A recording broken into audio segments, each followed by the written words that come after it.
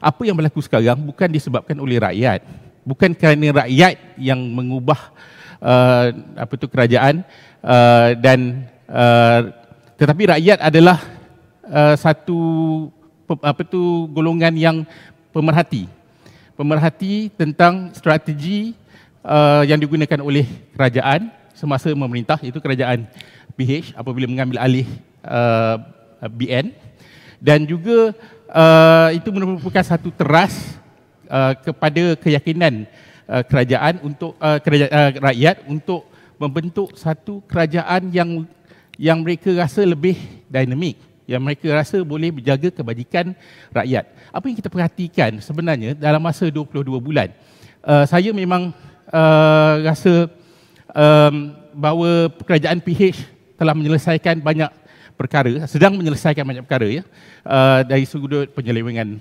rasuah dan sebagainya, dan kemudian telah menunjukkan bahawa kita berada dalam satu landasan demokrasi, demokrasi bersuara, dan juga kita boleh memilih pemimpin-pemimpin parti politik yang kita rasakan boleh bekerja, yang boleh berkhidmat kepada masyarakat.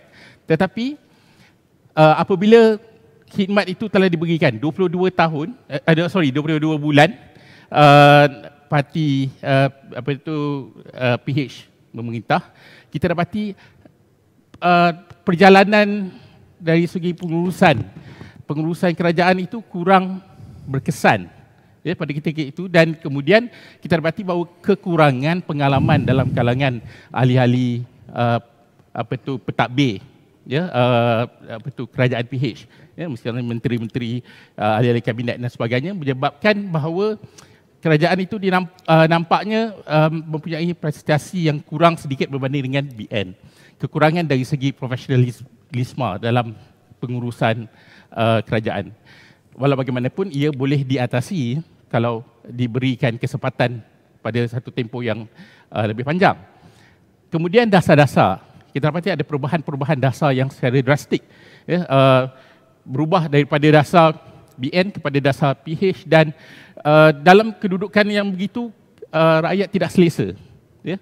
Dan bagi saya sebagai golongan pendidik pun, saya rasa kenapa kita harus bertukar dasar pendidikan yang seperti ini?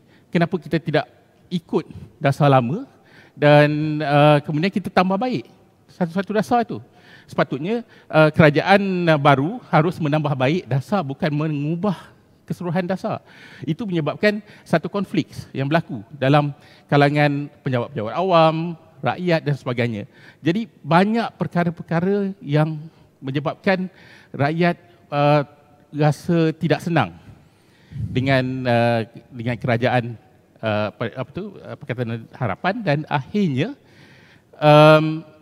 dengan strategi politik, maka pihak pembangkang yang akhirnya pihak pembangkang mengambil alih kerajaan Pakatan Harapan, dan bukan disebabkan oleh rakyat, ya. Kalau kita dapati bahawa rakyat marah dengan tindakan pengambil alihan kerajaan ini, kita dapati bahawa sudah pasti ada satu demonstrasi besar-besaran, dan ia boleh berlaku bukan saja di Malaysia tapi di Amerika Syarikat misalnya, ya, kerana pembunuhan ke atas orang kulit hitam, maka mereka berdemonstrasi dalam suasana pandemik pun, dalam suasana PKP pun, kan.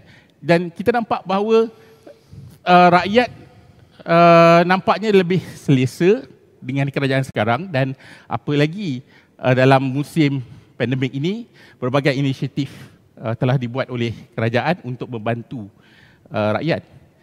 Saya tak rasa bahawa